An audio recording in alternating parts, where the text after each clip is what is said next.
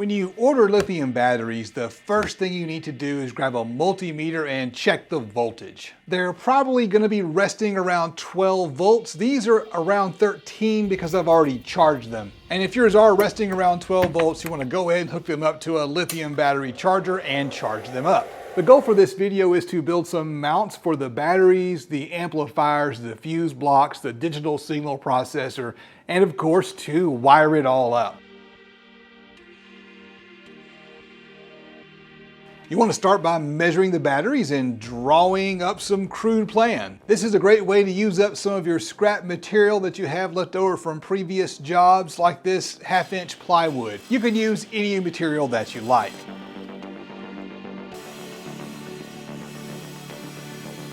This is 1/4-inch acrylic. Again, it's scrap from a previous project. I have something special planned for this, so keep watching.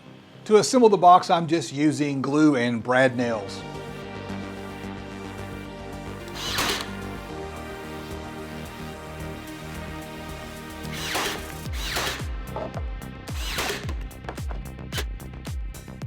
You will notice that one side of the box has an extra piece tacked on that sticks out above the box.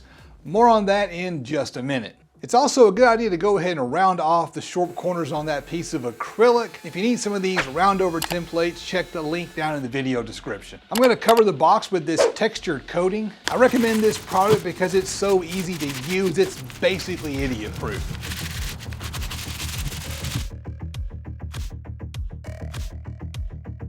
I got a pair of fuse holders here, and I'm going to mount both of them to the battery box. One of them is going to protect the wire running to the front of the truck. The other one is going to protect the subwoofer amplifier, JP23 from Down for Sound.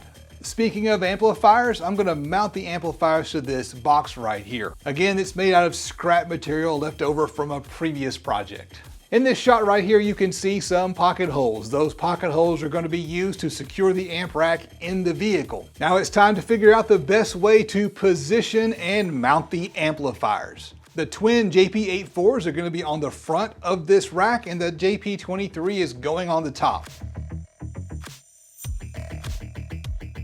Now it never hurts to mark out the screw hole locations and pre-drill some pilot holes. It's not 100% necessary for plywood, but you will definitely want to do that if using MDF. I'm doing it because it'll make it a lot easier to position the amplifiers exactly where I want them.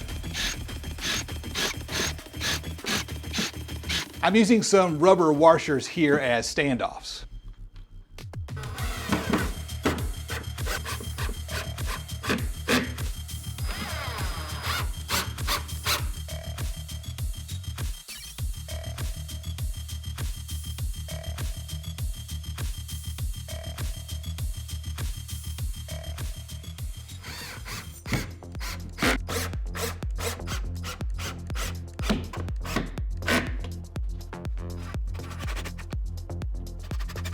For the wire, I'm going to be using some of this tinned oxygen-free copper wire that I picked up from Down for Sound. The challenge when running wire like this is to make sure that your pieces are long enough, but not too long, or else you end up with a lot of extra waste if you have to trim it shorter. This copper wire is not cheap, so you don't want to waste it. I'm going to use these plastic cable clamps to attach the wire to the amp rack.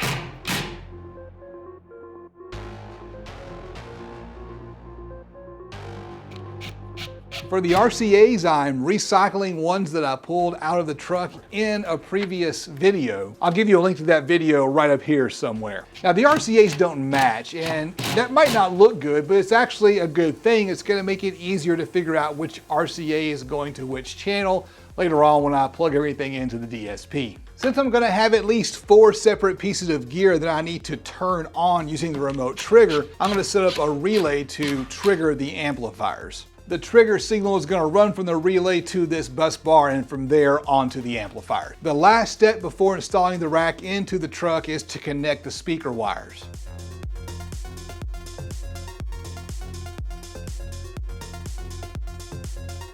I need to get some work done, so I set the camera aside, mounted the box into the truck, and screwed down the fuse blocks and the DSP all off camera. In previous videos, I pulled out the back seat and replaced it with a flat floor made out of plywood. So now I can just screw everything down to that plywood floor.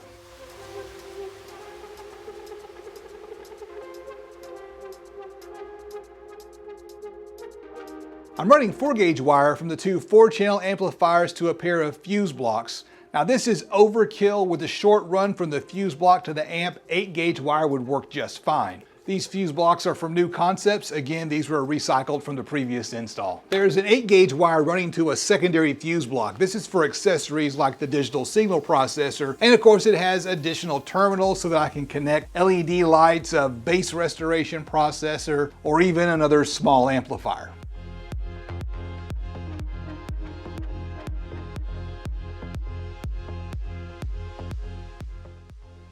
While I'm at it, I need to go ahead and connect the ground wire to the bus bar on the batteries and take a moment to thank all of my patrons. Here on the bottom of the screen here, these are my $10 patrons, and I want to give a shout out to my $25 patrons. Bo, David T, Bam Bam, Dylan, JD America, and Bava. I could not make these videos without the support of my patrons, and if you would like to support DIY audio content, I would appreciate you joining me on Patreon.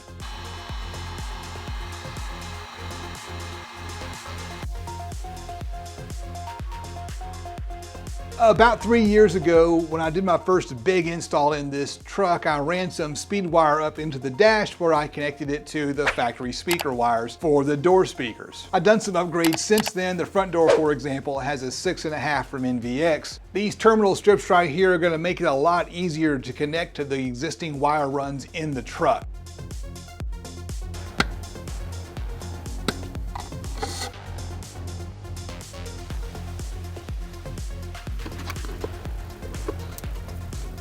For the DSP, I twisted together 2 strands of wire, and I'm running those wires to the accessory block. Now that that's done, I'm gonna go ahead and finish making my battery connections. I need to connect the ground from the subwoofer amplifier and the ground wire running to the frame. Those big 0-gauge wires are gonna be bolted onto the bus bars that connect these 2 batteries together.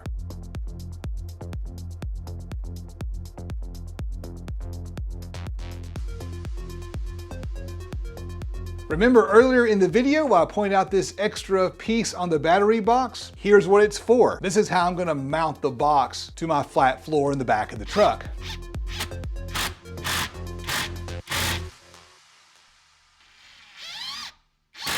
And that piece of acrylic from before, you probably figured this out, that's gonna be a cover to go on top of the battery. If you've ever worked with acrylic, you know that it is a fingerprint magnet, so I need to clean it before I screw it down.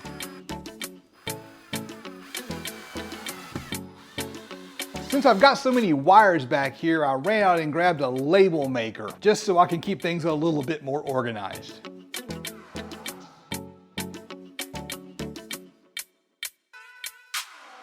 I'm using my Testman multimeter to go back and double check and verify which wire and which RCAs are running to which channel. This multimeter has 2 cool things going for it. First, it's fully automatic. It will automatically detect voltage and switch from AC to DC or resistance or continuity. And number 2, it's really inexpensive. To see just how inexpensive it is, check out the link down in the description. Now that I've got everything where I want it, I'm gonna go back and add a bunch more cable clamps to make sure nothing moves.